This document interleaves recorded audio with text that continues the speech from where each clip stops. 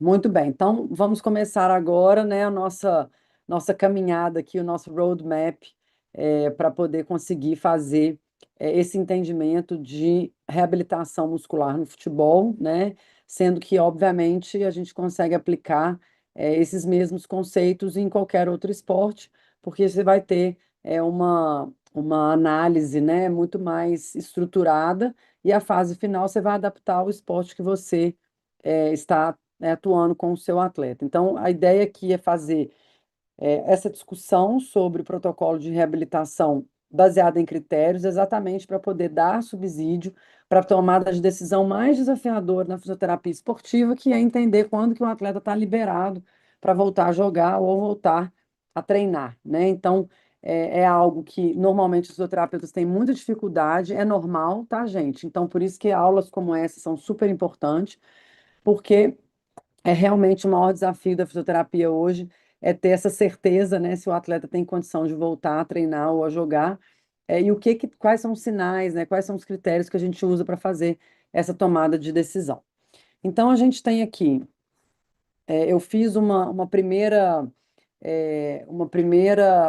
slide bem geral em relação a quais são os princípios que eu uso para pensar a reabilitação no esporte. Então, eu gosto muito de ter essa lógica na cabeça, né, dos quatro grandes princípios da reabilitação esportiva, né? O primeiro deles é planejar a reabilitação de trás para frente. Então, a gente usa a lógica de engenharia reversa, é muito prático no ponto de vista de entender o que que a gente precisa fazer em cada uma das etapas, né? Então, a engenharia reversa me ajudou muito a fazer essa estruturação que eu vou mostrar para vocês e ajuda em qualquer uma das reabilitações que a gente tiver na área do esporte. Exemplo, se o objetivo do final do atleta é voltar a correr, eu preciso entender quais são o passo a passo que o atleta precisa fazer para correr. Exemplo, se ele está andando com dor, o primeiro passo é ele andar sem dor, ok? E aí a gente vai construindo esse raciocínio ao longo da aula de hoje para saber o que que vai fazer o atleta andar sem dor até ele ganhar força, potência para ele voltar a correr, né? Então, essa que seria a lógica da engenharia reversa. A gente tem, além disso, o entendimento da determinação dos KPIs, né? Então, KPI é um termo muito usado no sistema corporativo, em grandes empresas, para poder determinar quais são os indicadores de performance daquele atleta dentro de cada fase da reabilitação. Então, a gente vai ver isso. O terceiro é avaliar o status atual do atleta. Então, em cada fase que a gente está, precisa entender se ele tem dor à palpação, se tem dor na isometria, dor na contração excêntrica, concêntrica, se ele tem dor para andar. Então, qual que é a mobilidade, qual é a quantidade de força, se tem medo. Então, todos os critérios que a gente usa na fisioterapia precisam ser administrados aí nessa engenharia reserva.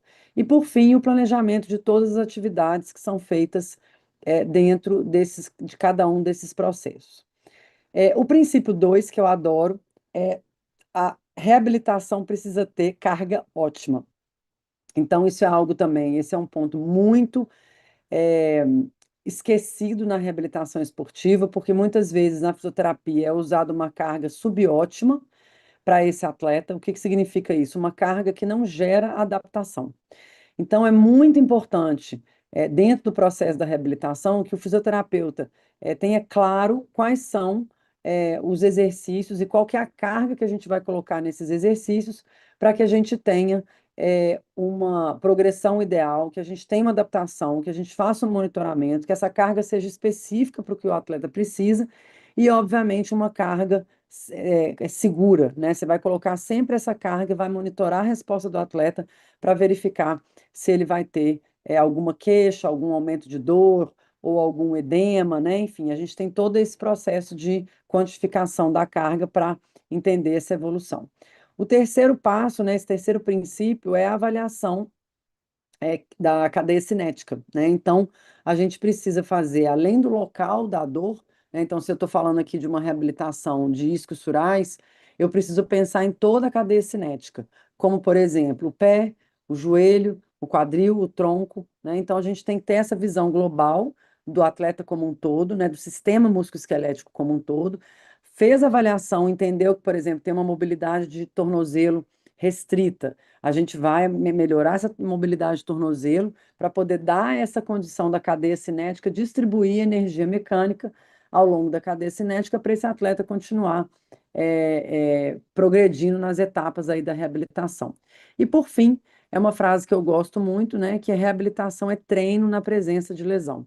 Essa ideia muda muito como a forma como a gente enxerga a reabilitação, porque de fato a gente vai precisar desse entendimento da carga de treino, mas num momento seguro, que é treinar um tecido que está lesionado, que é o que a gente faz na reabilitação no esporte.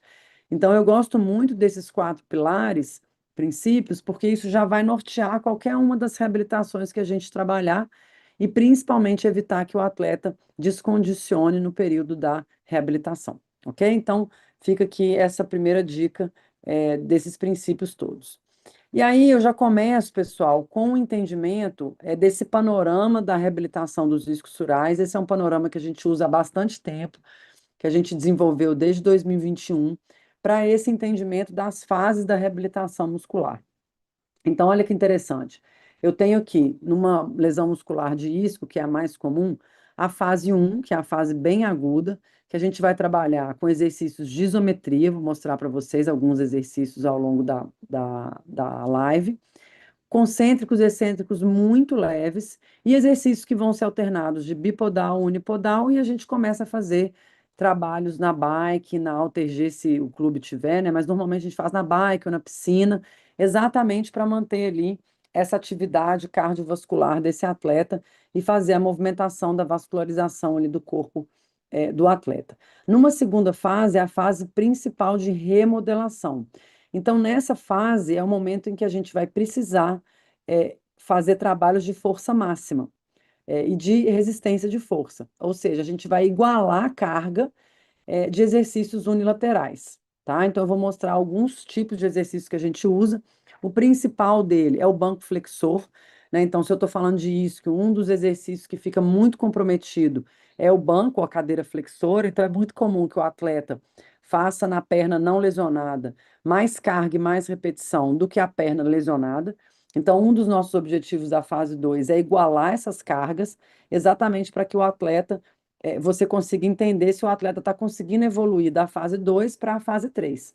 E a gente só entra na fase 3 depois que o atleta atingiu os critérios de igualar a carga da cadeira flexora e também fazer o SLHB acima de 26 repetições, que é o teste da ponte, né, da ponte unipodal de isquio, né, que é aquele exercício de você colocar a perna na caixa e elevar o quadril com uma perna só, com o calcanhar apoiado.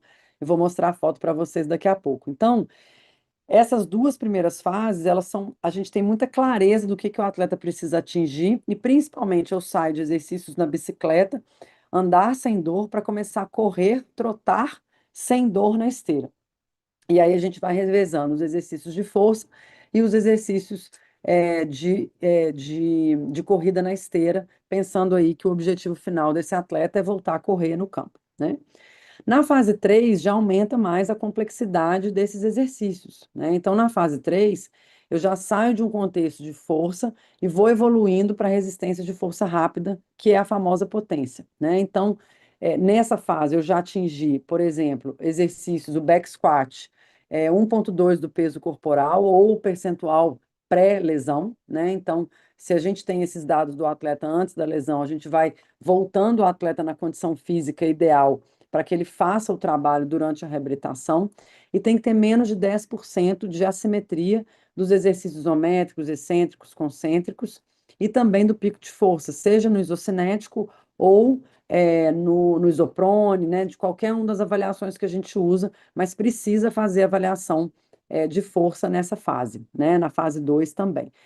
O único teste que a gente sabe que pode ficar assimétrico em torno de 30% é o teste da taxa de produção de força, que é uma variável que tem no isocinético, que é o time to peak torque, né, que é o tempo que você atinge esse torque. Ele, ao longo da fase 3 ele vai saindo de uma assimetria em torno de 30% para chegar a menos de 10% de assimetria, porque é exatamente na fase 3 que a gente vai ter os exercícios de potência, que são os exercícios de velocidade, para aquele grupo muscular.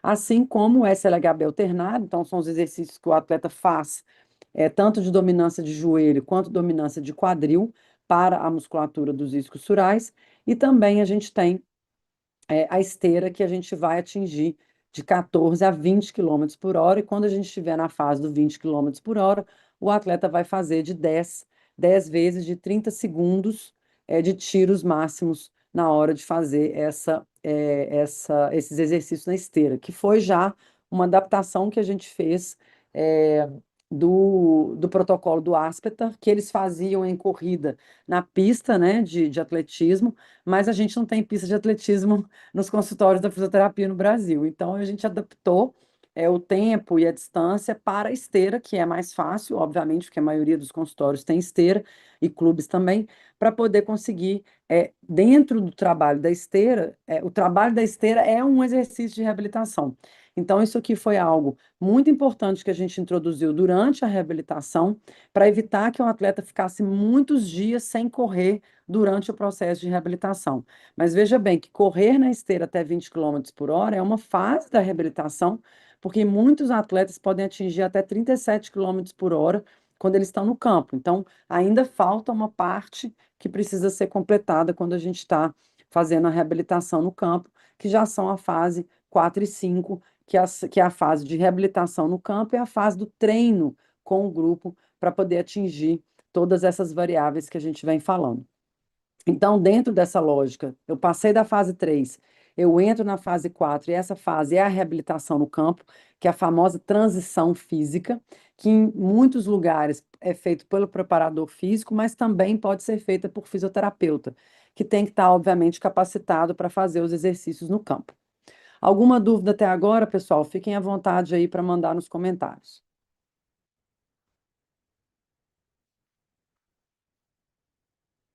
Muito bem, então entrando na fase 4, esse atleta já precisa estar com a imagem do ultrassom estável, né? Uma fase de que a gente chama de cura ecográfica, e menos de 10% de assimetria da taxa de produção de força, que são os exercícios de potência. Nessa fase é super importante que ele já faça treinos que atinjam ali 30% do high speed running, que é a corrida em alta intensidade, sprints, e corridas que atinjam aí esse período do sprint, que é uma fase de médio caos. E por fim, a gente começa a fazer o trabalho mais específico do RTP, que é introduzir esse atleta já no caos e já com estímulos que vão atingir ali a velocidade máxima dele. Muito bem, então dentro dessa lógica, a gente entra aqui nesse novo paradigma, né, que a gente vem falando aí já há muito tempo, da importância da gente entender que o tempo biológico da lesão ele é apenas a base do entendimento da reabilitação. A reabilitação moderna hoje, ela exige que a gente tenha muito claro quais são os critérios físicos e funcionais baseados na literatura e na progressão do esporte que o atleta vai fazer, né? Então a gente tem aqui a lógica do entendimento em que eu vou levar esse atleta para voltar a praticar atividade, no caso o futebol, ele volta a treinar e depois ele volta a performar, né? Então é muito importante que a gente tenha essa lógica de progressão de carga, né? De sair de um momento que ele está com dor até o momento que ele consegue correr e sprintar sem dor, tá bom? E sem medo, sem insegurança e com todos os critérios atingidos, tá? Então, eu gosto muito desse slide porque é uma forma da gente visualizar, né, que ele vai ter ali movimentos altamente controlados, ele vai ter caos moderado e depois ele vai ter o alto caos, que é quando ele volta a treinar. Então, gente, trazendo aí a biologia, né, para dentro da nossa timeline, né, no final da aula eu vou mostrar para vocês um caso real de como que a gente faz esse entendimento do tipo da lesão, da classificação da lesão muscular e quanto tempo que ele demora para reabilitar, né? Então, mais ou menos, a gente usa os critérios da BAMIC, né, que é a classificação britânica de lesão muscular, como um guia do nosso prognóstico. Então, hoje, com o banco de dados que a gente já tem, eu já sei te falar quanto tempo demora uma lesão 3C, 2C, uma lesão 2B, 1A. Então, a gente já tem isso tudo muito mapeado, porque os nossos critérios e o nosso processo, que é de registro sistemático de todas as fases que a gente faz da reabilitação, eu tenho muito claro hoje e eu consigo passar isso para o diretor de futebol, para o treinador, para o próprio atleta, porque a gente já tem isso muito bem documentado. Então, a dica de hoje fica, né? Documentem tudo que vocês fazem, porque essa documentação gera aprendizado, né? Então, eu faço isso há 25 anos e isso tem me ajudado a melhorar os processos de reabilitação aonde quer que eu esteja, né? Então, de uma forma geral, a gente tem a classificação britânica com números e letras, né? Então, a classificação A é uma lesão miofascial, é uma recuperação muito rápida e que vai depender se ela é um, 2 ou 3, que é a distância, né, que é o tamanho ali do edema, né, e o tamanho da lesão. E a gente vai ver isso através de testes clínicos, que normalmente o atleta tem dor, mas ele não tem perda de força, tá? Porque ele está bem ali, a lesão é bem miofascial. Então, é uma lesão que normalmente a gente demora ali 12, 15 dias para retornar esse atleta.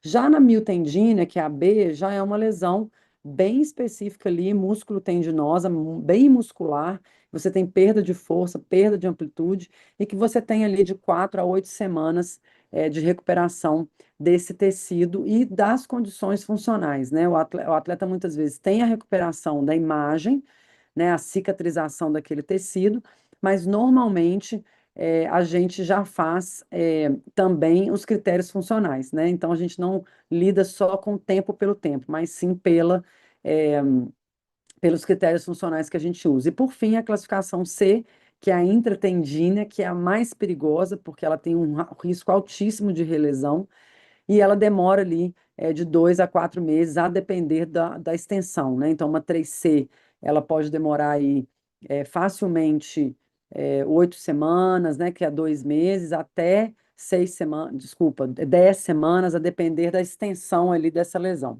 E aí, um de vocês, né, Natan, está me perguntando aqui é, se essas datas que a gente está colocando são as datas de liberação total de treinos. Sim, Natan, a gente usa os critérios do consenso da FIFA, que foi publicado em 22, né, que eu tive o prazer de participar, fui até a FIFA, a gente fez um consenso de pesquisadores do mundo todo, e a definição de retorno é quando você entrega o atleta sem restrição de treino, tá? Então, quando você entrega o atleta para ele fazer o treino completo, você fecha a data do afastamento desse atleta, tá?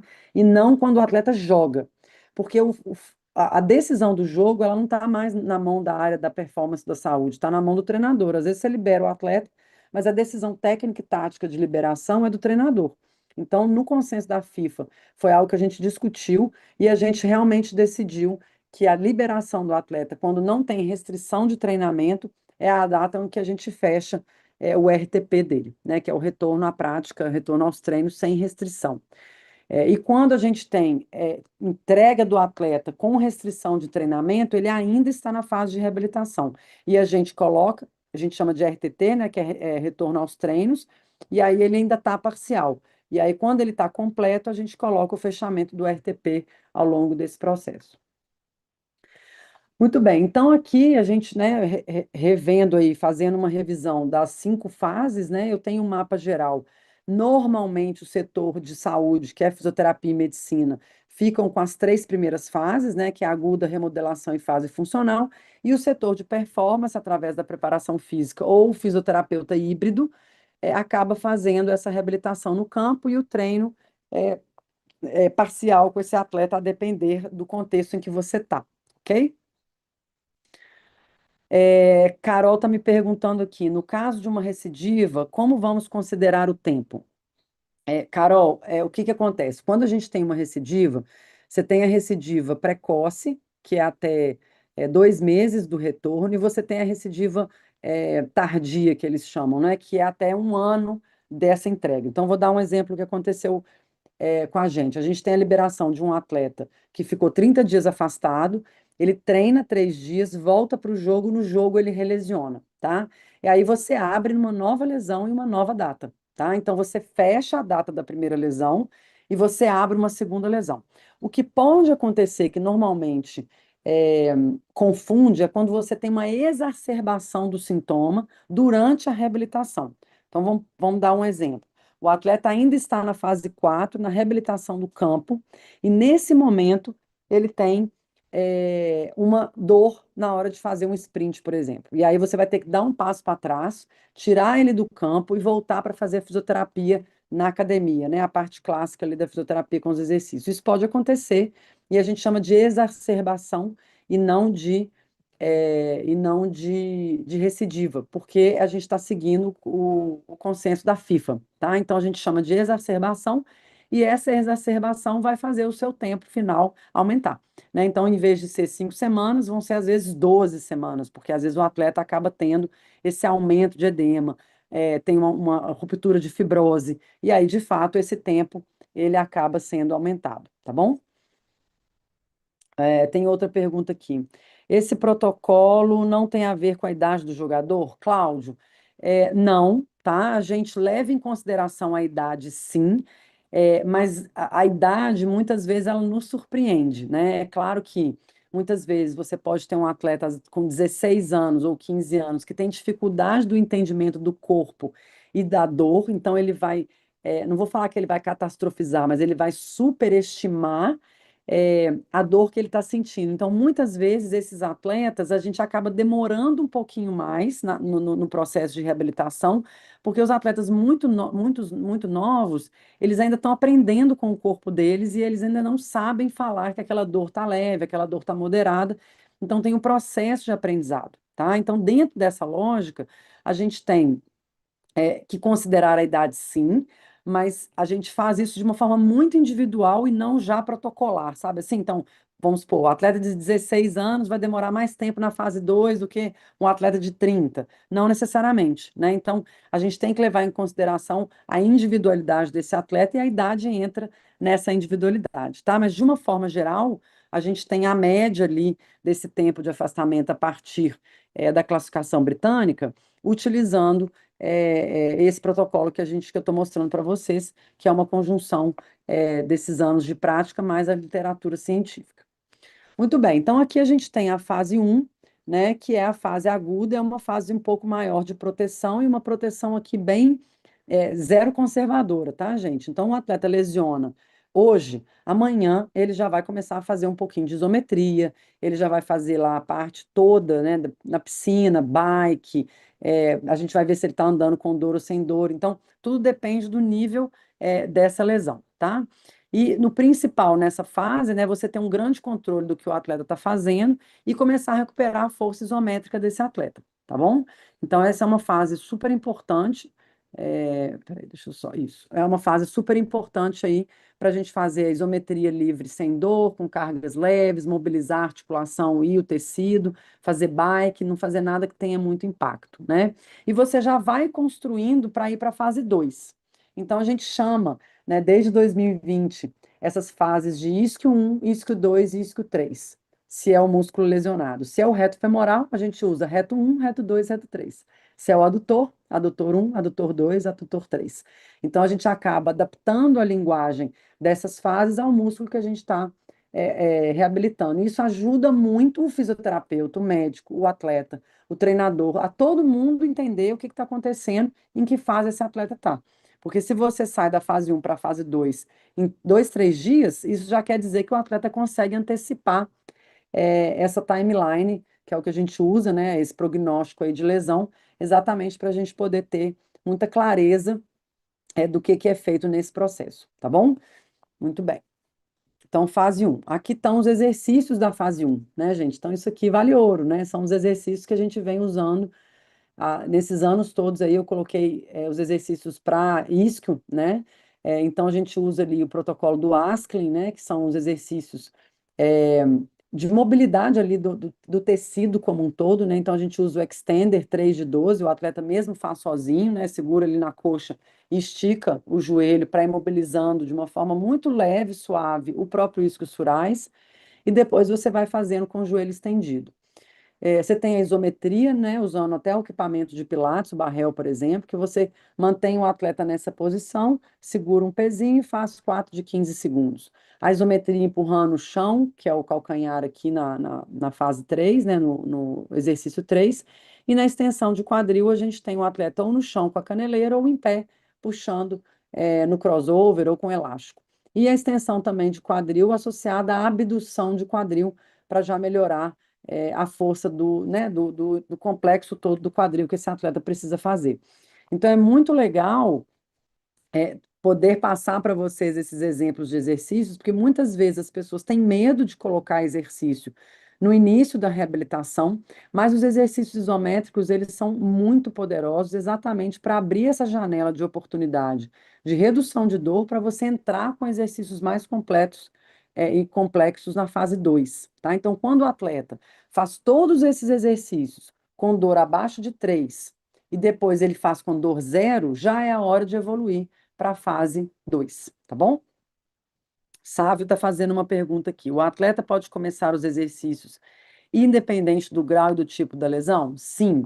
O que vai demorar aqui, Sávio, a sua pergunta é muito boa, é o nível, a intensidade desse estímulo isométrico. Então, vamos supor que o atleta teve uma lesão 3C, que é uma das mais graves, né? Que é pega tendão, o atleta fica com muita dor para andar, é, e tem todas as dores, né? Para flexionar o joelho, para estender o quadril, passivamente. Então, você começa a fazer esses exercícios de uma forma muito leve, né? Então, 5 segundos de contração ali na mão do terapeuta mesmo. A gente faz exercícios diferentes ali de joelho, de quadril. Pode começar a fazer movimentação com outros músculos, né? Então, você faz ali uma ponte de quadril, você faz um exercício de panturrilha, um exercício de glúteo, para começar a ativar toda a cadeia cinética desse atleta e você vai controlando com o nível de dor, né? Então, qual que é o combinado que a gente faz com os atletas? Não pode ter dor acima de 3/4, né? Então, você mostra a escala de dor para esse atleta, que ela é de 0 a 10, sendo que 10 é muita dor, a dor mais forte que ele já sentiu, e aí você vai fazendo o gradativo. E aí você tem várias escalas, né? Com a carinha, né? As carinhas e os emojis em cada um dos níveis, isso vai ajudando o atleta a se reeducar do ponto de vista da dor. Então, quando o atleta faz esses exercícios com um nível de dor abaixo de 3, dependendo da lesão, até 4, você já consegue evoluir. Então, o que que a gente faz?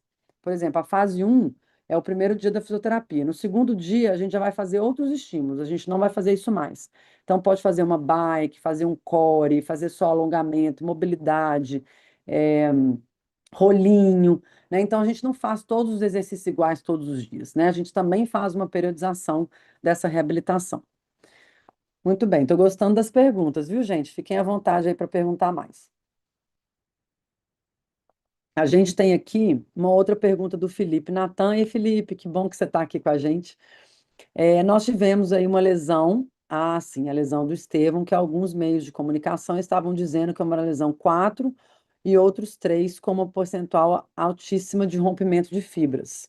Sim, então o caso do Estevão foi um caso que deixou todo mundo triste, obviamente, por causa da Copa do Mundo, foi uma recidiva, né? Eu acompanhei quando ele voltou para o Chelsea na primeira, e aí logo depois ele teve a segunda, né, a recidiva. E até onde eu li, né,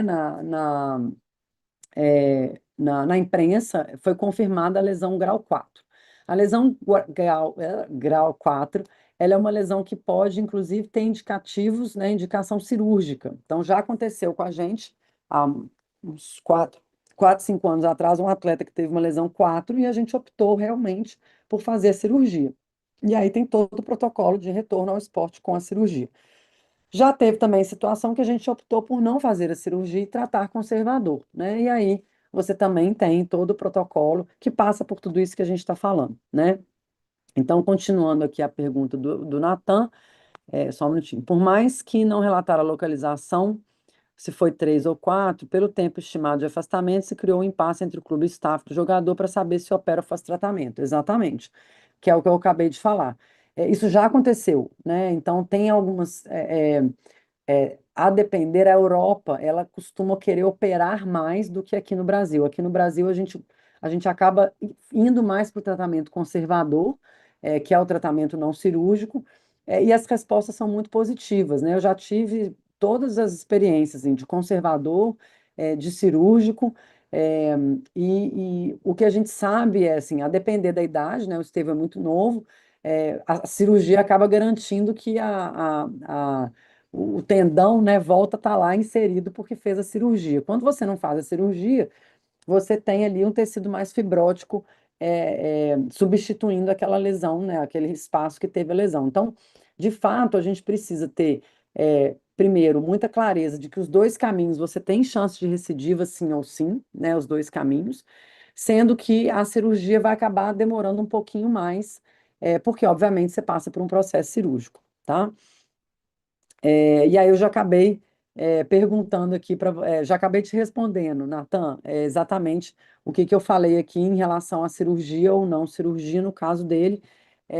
Mas de uma forma geral, assim, é difícil a gente opinar estando longe, porque a gente não tem todas as informações, né? Então, assim, eu tenho muito cuidado ético com os colegas da área do esporte, porque como a gente não tem todas as informações para fazer o processo de tomada de decisão, às vezes eu vou falar, é melhor operar, mas não tem a informação-chave que poderia falar que ele não seria indicado não operar, né? Então, a depender das situações que já aconteceu com a gente, quando tem uma lesão proximal, com desinserção do tendão proximal dos isquios, a gente acaba preferindo operar. Mas eu já tive também lesão 4C, que foi mais na região média, e que a gente optou por não operar, né? E deu certo, o atleta voltou, não teve recidiva, nenhuma das duas situações a gente teve recidiva.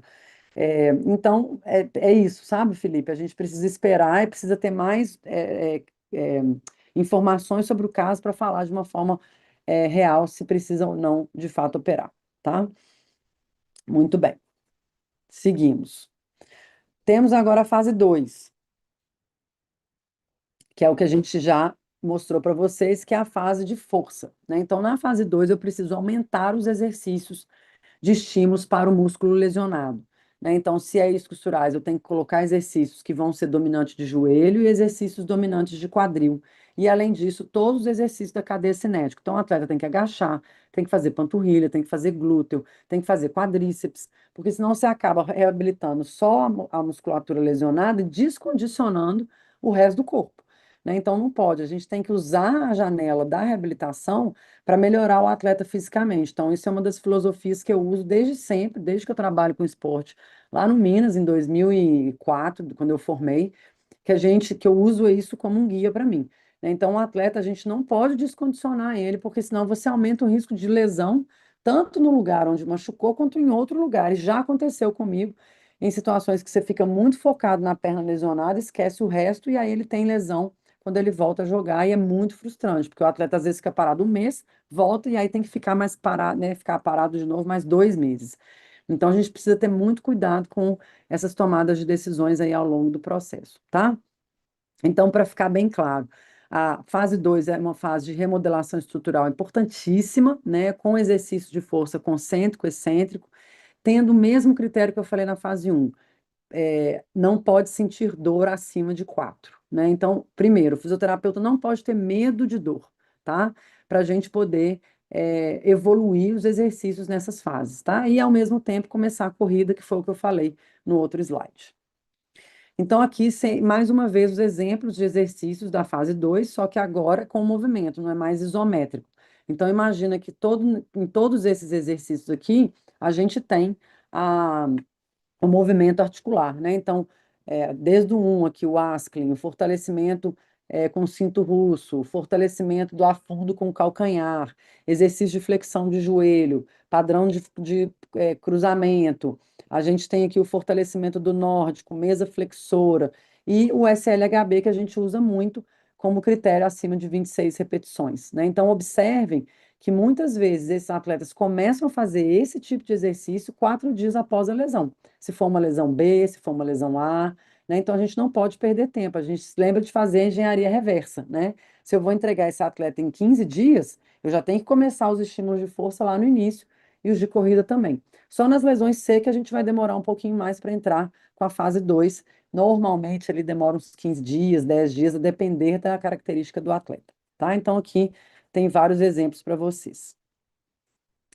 Na fase 3, gente, é uma das fases mais legais, que mais tem chamado a atenção hoje da fisioterapia, porque é uma fase que a gente negligenciou durante muito tempo. A gente precisa reabilitar a potência, né? Dentro da pós-graduação, na mentoria que a gente teve esse mês, eu dei uma aula só de potência na reabilitação. A gente aprofundou durante 1 hora e meia todos os aspectos relacionados à potência, né? Obviamente, para quem é aluno da pós-graduação. Então, aqui nessa live eu não vou aprofundar, obviamente, porque não dá em 1 hora, a gente já deu aqui, faltam 15 minutos para acabar a live, então não dá para aprofundar. Quem é aluno tem todo esse material para poder aprofundar quando a gente está falando sobre potência. Nesse momento, uma palavrinha mágica que sempre aparece: taxa de produção de força. Essa é uma variável que a gente nunca olhava, a gente começou a olhar, eu comecei a olhar, já tem uns 7 anos, a gente começou a olhar essa variável no isocinético, no dinamômetro, e a gente observou que durante a fase 3 os atletas não tinham assimetria de força, mas tinham assimetria de potência, que é a taxa de produção de força. E aí, nesse momento, a gente faz todo o trabalho de potência para reduzir essa assimetria de potência de taxa de produção de força nos testes, né? Então, os critérios são super importantes porque ele só pode ir para o campo depois que ele passar por essa melhoria da taxa de produção de força, tá bom? E aqui tem alguns exercícios de exemplo do que seriam esses exercícios de potência na reabilitação dos isquiosurais. Olha os exercícios como eles são intensos.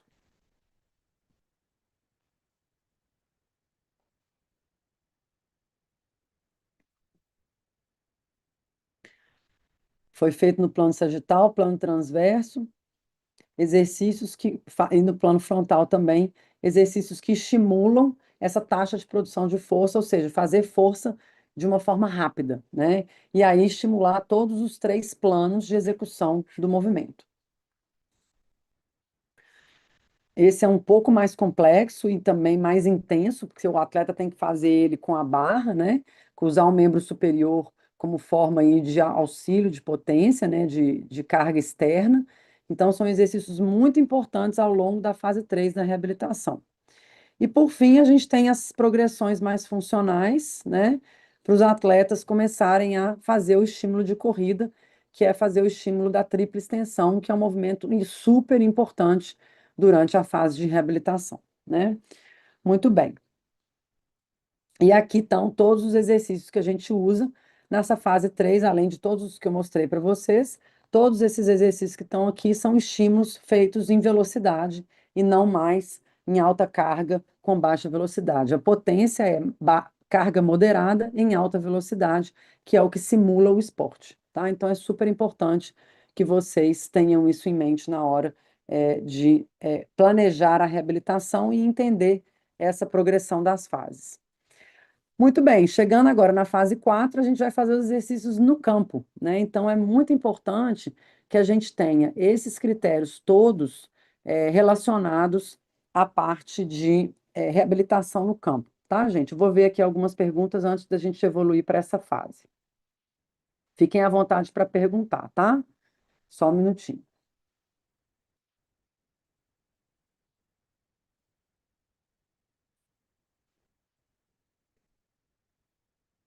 Estou lendo aqui.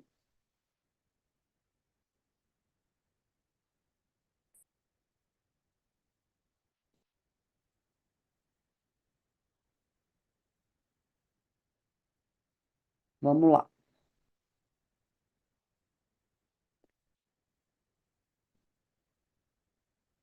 Vocês estão me ouvindo, gente? Dá um ok para mim, Arthur. Não sei se meu YouTube caiu aqui, ou você é o Murilo, ou o pessoal aí do chat me dá um ok se vocês estão me ouvindo. Tá tudo ok, né? Beleza. Então vamos lá. A gente tem aqui um fisioterapeuta angolano. Prazer, Cláudio, que legal, você fala da Angola. Ele está perguntando como explicar a lesão do Neymar, e a imprensa diz que a lesão de gastrocnêmio foi grau 2. Então, eu não gosto muito de comentar essas lesões que são polêmicas, por causa do respeito que eu tenho aos profissionais dos clubes e da seleção, né? Muitos deles, inclusive, são meus amigos, então, na seleção brasileira, então eu não gosto muito de dar palpite, sabe? Então, eu não tenho clareza do que aconteceu com o Neymar, eu só sei que ele foi para a seleção, a princípio, com um edema, quando chegou lá, acho que fez outro exame, viu que era uma lesão grau 2 e ele está em processo de reabilitação, né? Então, é o que eu soube pela imprensa, que é o que todo mundo ficou sabendo. Na lesão de panturrilha, é uma lesão muito comum em atletas com essa idade, acima de 30 anos, a gente já teve aqui umas 2, 3 lesões de panturrilha, uma reabilitação perigosa, porque a panturrilha ela melhora rápido no trabalho de força e o trabalho de potência, muitas vezes, é mais difícil de fazer, porque a panturrilha faz parte de toda a cadeia cinética, então é muito difícil de isolar a panturrilha, e ela volta a ter uma relesão de uma forma meio imprevisível, sabe? Ela é menos previsível do que o isquio e do que o reto também. Então, a panturrilha é sempre uma lesão preocupante, porque ela é muito traiçoeira, né? Então, mas mesmo assim, a gente usa todas as etapas no progresso da lesão de panturrilha, tá? De gastrocnêmio. Muito bem, temos uma outra pergunta aqui da Ana. Estou com um atleta que sente dor na hora da transição, mas nem sem a dor da lesão, com o que eu faço para evoluir? Não entendi, Ana, desculpa, acho que teve algum erro de digitação aqui. Bom, eu vou tentar entender a pergunta. No atleta com dor durante a transição física, né? Essa parte aí do treino do on-field. Se ele ainda está com dor, provavelmente algum dos critérios para trás não foi cumprido. Na nossa experiência, a minha experiência nesses anos todos, reabilitando mais de 200 lesões musculares, a gente observou que a, a assimetria de potência é um grande problema e é ela que muitas vezes faz o atleta ficar com medo ou com dor durante a fase da transição física, tá? Então é muito importante dar um passo para trás, avaliar, identificar aonde estão as assimetrias, aonde estão as fraquezas, sai do campo, volta com o atleta para o trabalho de academia para poder recuperar e entender se ele está precisando de força ou está precisando de potência, né? E aí você consegue estabelecer isso a partir da avaliação, tá? Muito bem. Outra pergunta aqui, Natália, como você trata a lesão dos membros dominante, não dominante? Qual a diferença do tratamento e evolução? Muito bem. Joê, meu querido amigo, tudo bem? A gente trata a perna não lesionada também, né? Então, na verdade, a gente faz uma manutenção dessa perna. Vamos colocar um exemplo aqui. Se eu estou fazendo banco extensor ou banco flexor nesse atleta com a lesão de isco, eu vou fazer é, 3 de 8 na perna, 5 de 8 na perna lesionada e 3 de 8 na perna não lesionada. Eu vou fazer treinos de agachamento bipodal e a perna não lesionada vai fazer o movimento também, né? E a gente vai fazer esse atleta reabilitar como um todo e não só a perna lesionada, tá? Então, essa pergunta do joelho é super importante, porque eu vejo muito comumente erros que acontecem na reabilitação de você não trabalhar o corpo como um todo e a trabalhar só a reabilitação daquele lugar lesionado, e aí os outros locais ficam fracos, e o atleta às vezes volta e machuca outra coisa, tá? Então, esse é um erro muito comum da reabilitação. Muito bem, gente, já vou responder as outras perguntas, mas eu vou só fechar aqui esse raciocínio que a gente está fazendo. Então, na fase do campo, é a fase que a gente vai treinar o gestual esportivo desse atleta. Então, nós vamos colocar exercícios que simulam os movimentos do futebol. E a gente começa a introduzir as métricas de GPS. Então, a gente pega o GPS do atleta antes da lesão, e aí, se vocês não têm GPS, é importante pegar, às vezes, se o atleta é amador ou vocês estão num clube que não tem muita condição financeira para ter um GPS, você pode pegar com um preparador físico ou com um treinador quais são as atividades que ele fazia e quanto tempo ele fazia. E a partir daquele tempo, daquela atividade, você consegue progredir os exercícios ao longo do processo, tá? Então, dá para fazer de qualquer forma, o importante é você ter noção do que ele fazia antes, e até o atleta pode te falar, para você se organizar e progredir esses exercícios ao longo do tempo, tá? E por fim, a gente tem a fase da reintegração desse atleta nos treinos com grupo, que é o momento em que você reintegra esse atleta para ele fazer o caos completo dos treinos sem ter, fazendo isso de forma gradativa, a depender da lesão, né? E você consegue começar a entender se ele está tendo algum medo ou se ele está tendo algum receio ou até dor durante algum exercício, o treino com o grupo. No geral, gente, da forma como a gente conduz a reabilitação hoje, quando o atleta treina com um grupo, é raríssimo ele sentir dor, porque a gente já testou ele nessa fase aqui. Essa fase de reabilitação do campo é a fase mais importante, que precisa ter muita graduação da progressão para a gente conseguir que esse atleta faça, de fato, todos os movimentos e todas as métricas de jogo dentro desse período da reabilitação no campo, que a gente chama de OFR, que é o On-Field Rehabilitation, tá bom? Muito bem. Então, gente, a definição, né, o checklist final que a gente usa não é só ausência de dor. Então, é muito importante que vocês estejam com isso claro. A gente tem o checklist clínico, que é a ausência total de dor, a palpação e a contração, e a gente acaba usando o teste H de Askren para poder ver se ele não está com medo, que é você fazer esse movimento aqui com a perna, e o atleta não ter dor e nem apreensão. Você testar força, ou no isocinético, ou na isometria, ou no banco flexor e nos outros exercícios que eu mostrei para vocês. Tem que ter menos de 10% entre membros, tá? E a força excêntrica com o mesmo padrão para lesão. Eu tenho que ter os critérios funcionais, que é utilizar o GPS como essa análise máxima, né? Ou seja, ele tem que atingir 90% da velocidade máxima, tolerar padrões acima de 25 km por hora, né? Que é o high speed in sprint, e as acelerações e desacelerações máximas. E por fim, a parte técnica e tática, sem limitações ou medo, né? Ou apreensão de fazer os exercícios, tá? Então, esse seria aí o nosso panorama geral e, obviamente, a gente vai aprofundar isso nas aulas, né? Tem uma aula na pós-graduação só sobre isso, na verdade, são 5 horas, né, de reabilitação de membros inferiores. Eu acho que deu até mais, de 6 a 7 horas de reabilitação de membros inferiores, mas mais as nossas tutorias que a gente, as nossas mentorias que a gente faz, que são aulas muito específicas de temas que tem dúvida, né, normalmente na fisioterapia. Vamos para mais algumas perguntas. A Xande está aqui também. Que bom que você está aqui, Xande. Prazer revê-lo. Camila está perguntando. Natália, a fase 4 é o preparador físico que assume. Em times pequenos, onde não há preparador, nós, fisioterapeutas, devemos conduzir essa fase? Sim, Camila. E aqui a sua pergunta é muito importante, porque a gente já conseguiu, né? Quando eu trabalhava no Atlético, a gente estava na base, não tinha um preparador físico para fazer isso, a gente que ia, a fisioterapia ia, com programação toda planejada e com a ajuda dos preparadores físicos, porque a gente não sabe quais exercícios que a gente vai colocar no campo para cumprir aquela métrica do GPS ou da parte técnica tática. Então, a gente precisa sim da ajuda de preparadores físicos. Hoje eu já tenho todo né, a gente tem todo um caderno metodológico com o tipo de atividade para cada uma das fases e a gente tem treinado os fisioterapeutas para fazer essa parte do on-field. Então, isso depende muito da metodologia do clube. Tem clube que tem físio, que faz o on-field, e tem clube que é o preparador físico que faz, e tem clube que é os dois. Porque muitas vezes você tem o fisioterapeuta que formou em educação física e ele tem condição total de fazer essa fase, tá bom?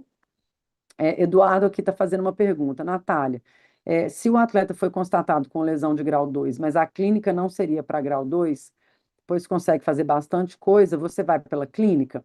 Eduardo, a gente usa as duas coisas, tá? Eu já tive caso em que a imagem era uma lesão 3C e na clínica o atleta se comportava como uma 2C. O que que significa isso? Ele bateu os critérios todos antes da fase, porque ele não tinha dor, ele não tinha assimetria, mas isso nos enganou, porque ele teve uma relesão lá na frente depois, né? Então, isso é muito importante tomar cuidado, porque a imagem, ela ajuda a entender o grau da lesão e os tecidos lesionados. Então, se a gente tem tecido tendinoso lesionado, ele é um tecido muito é, tricky, né? Gente, perdi a palavra. Traiçoeiro. O tendão, por que que ele é traiçoeiro? Porque como ele tem menos vascularização, ele é um tecido que fala pouco, ele sente pouca dor, de repente ele vai lá e rompe de novo, sabe? Então a gente acaba tomando muito cuidado com a progressão, mesmo quando a imagem é pior e o atleta clinicamente está bem. A gente usa as duas coisas, tá? Mas normalmente a clínica, se a imagem não está muito alterada, a gente segue pela clínica e aí tem que bater realmente todos os critérios. Exemplo, se tem uma lesão de tendão, tem que fazer trabalho excêntrico. E o trabalho excêntrico, no caso do nórdico, por exemplo, não pode estar alterado a assimetria. A assimetria tem que estar abaixo de 10%. Felipe Natan está perguntando, em um capítulo do Profis, eu vi que os testes Illinois era utilizado como critério de alta. Você costuma utilizá-lo? No caso das lesões musculares, não. A gente acaba usando as métricas do GPS, tá? E por fim, por aqui testamos no campo os trabalhos específicos, exatamente, antes de liberar para a preparação física. Perfeito, Natan, isso também é uma outra forma de fazer, ou seja, a fisioterapia leva o atleta para o campo, faz estímulos de sprint, de salto, de finalizações antes de entregar para a preparação física. A minha grande ressalva nesse ponto é, quando você entrega para a preparação física, você tem que ter todos os critérios que eu falei para vocês antes batidos, e a preparação física tem que ter os critérios dela de progressão da carga desse atleta.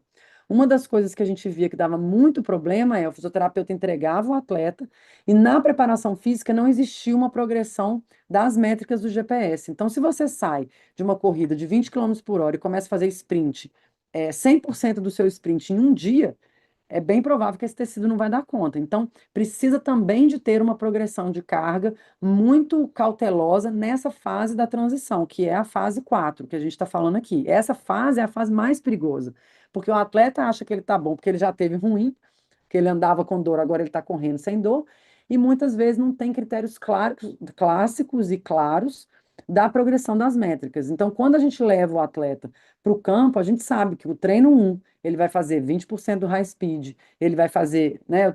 Tem mais aula aqui para dar para vocês, mas não vai dar tempo.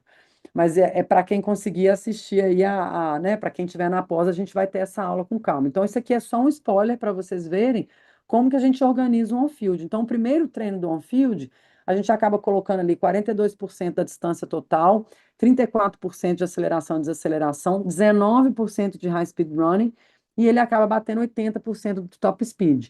Já no treino 6 ele já faz 58% da distância em sprint, porque a gente analisa os dados anteriores. Tá bom? Então, é mais para dar esse spoiler aí de como que a gente se organiza aí na reabilitação. Tá bom, gente? E aí, por fim, é muito importante que a gente tenha o entendimento de que a decisão final de retorno ao esporte, que é o motivo dessa live hoje aqui, é uma decisão compartilhada entre fisioterapeuta, preparador físico, treinador, médico e o próprio atleta, né? Então, hoje a gente tem essa organização das informações, a gente escuta todos os lados, porque às vezes ele está com a métrica super boa, mas o treinador acha que ele ainda não está fazendo a parte técnica e tática boa, ou seja, ele precisa mais treinos. E isso tem que ser levado em consideração.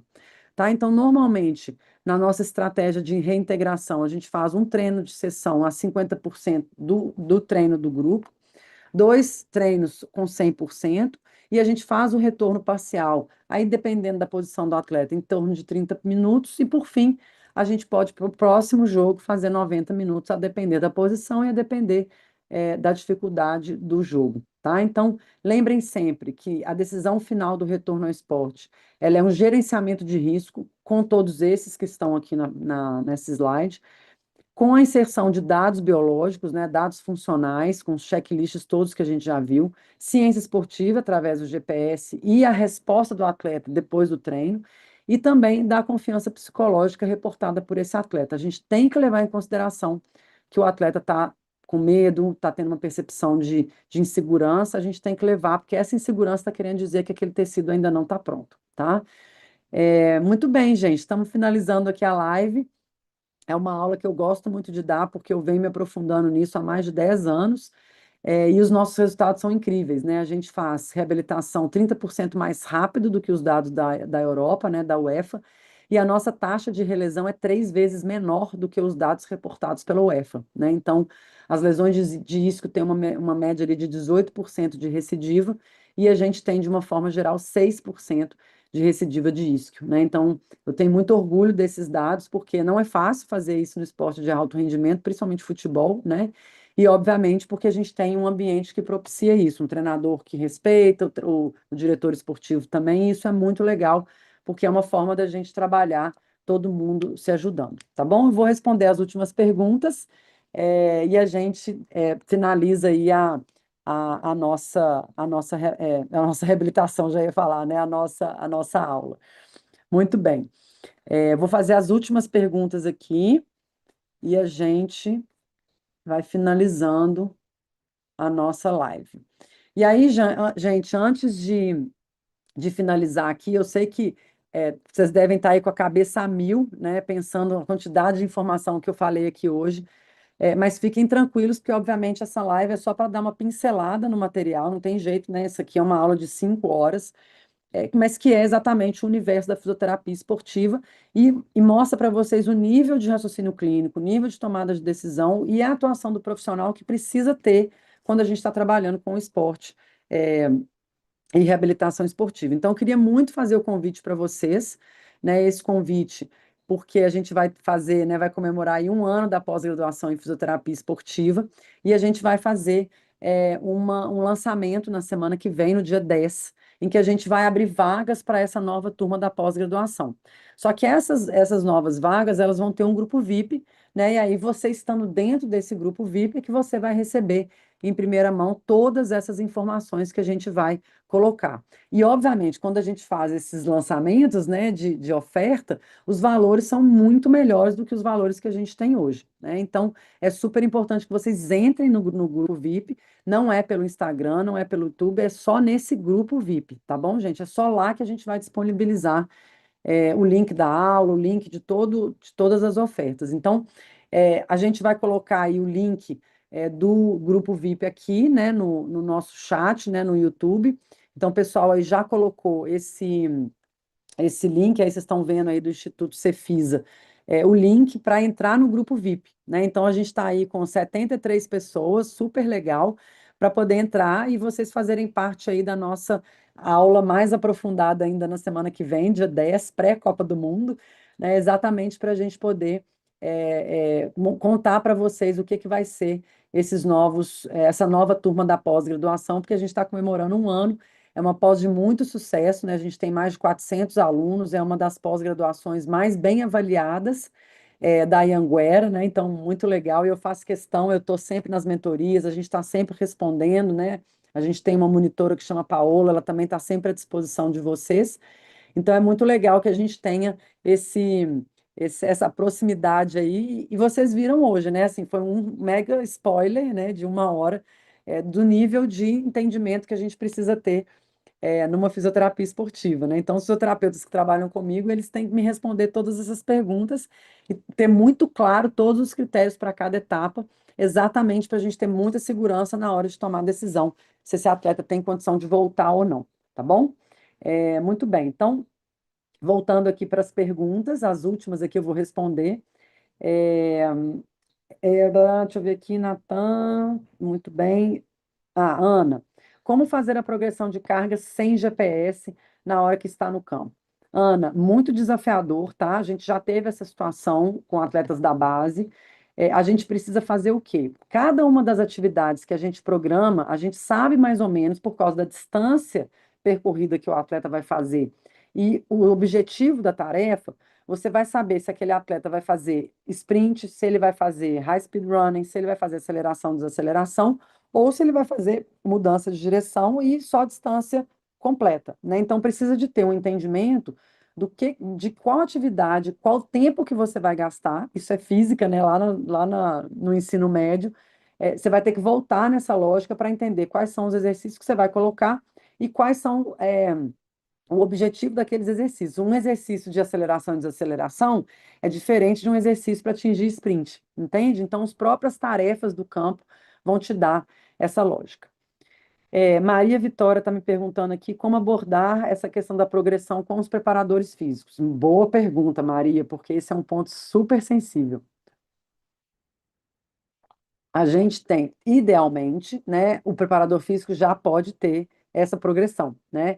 O que você pode sentar e conversar com ele para poder entender, mostrar primeiro a sua progressão do que você fez na reabilitação e mostrar para ele que a parte da preparação física ainda é parte da reabilitação, né? Então é muito legal essa lógica que a gente tem, né, deixa eu voltar aqui. Peraí. Essa sua pergunta ela é muito boa. Deixa eu voltar aqui aquele mapa. Conseguem ver aí? Quando a gente tem esse mapa das fases, é muito importante. Vocês estão vendo aí, gente? Arthur, só me dá um ok. Esse slide é muito importante para ter e mostrar para a pessoa, para o preparador físico, que ele é parte da reabilitação. Então, se o atleta ainda está fazendo reabilitação no campo, é muito importante que ele também entenda que esse processo precisa de estímulos gradativos. Então, vocês vão trabalhar de forma colaborativa, tá bom? Aqui no clube onde trabalhamos, temos toda a equipe multidisciplinar, mas os preparadores físicos não seguem uma progressão, fica mais responsável pela parte da físio. Aí tudo bem, aí cada lugar vai ter um contexto diferente, e não tem problema, mas tudo isso que eu mostrei para vocês eu aprendi com o preparador físico, né? Então é muito legal esse trabalho, colaborativo mesmo, é falar, não sei, pode me ajudar, e aí eles vão mostrar como que eles fazem essa progressão de carga. Eu já tive preparador físico que ficou ofendido quando eu perguntei. Isso pode acontecer, faz parte, né? Mas é uma característica, muitas vezes, de pessoas que têm mais dificuldade de trabalhar em equipe, né? De trabalhar de forma colaborativa, porque muitas vezes a pessoa fica com medo e aí essa insegurança acaba fazendo a pessoa é, segurar mais ou não querer mostrar a apresentação, tá? A progressão, desculpa. Muito bem, Felipe, é isso mesmo, esperando a aula completa. Quem está na pós aí já tem acesso, né? É a mesma pós, Soraya, é isso mesmo. Então, a gente está aí, né? Quem está na pós, a primeira turma já tem acesso, a segunda turma já está no progresso, né? E a turma que entrar agora, na semana que vem, começa da aula um, que é a minha aula de introdução à fisioterapia esportiva, tá? Obrigada a vocês, pela audiência, né? Pelo carinho. Fiquem à vontade aí, cliquem nos links, né? Para poder fazer parte dos nossos grupos VIPs e vocês estarem aí prontos para a nossa aula da semana que vem, para a gente conseguir fazer essa comemoração de um ano da pós-graduação em fisioterapia esportiva. Os links estão todos aí, fiquem à vontade. Obrigada, Joê, muito bom. Valeu, Soraya, obrigada pela presença. Todos vocês aqui, a Ana, todo mundo que fez pergunta, parabéns. O Xande está aí também, Cláudio, Joê. Quem mais aqui? A Bruna, Carol, Caio. Muito legal. Obrigada, gente. Boa noite para vocês. E a gente se vê semana que vem. Não percam Obrigado, aí. Natália. Foi uma ótima live, ótimo conteúdo. Obrigado. Vamos lá, pessoal. Esperamos vocês lá no nosso grupo, hein?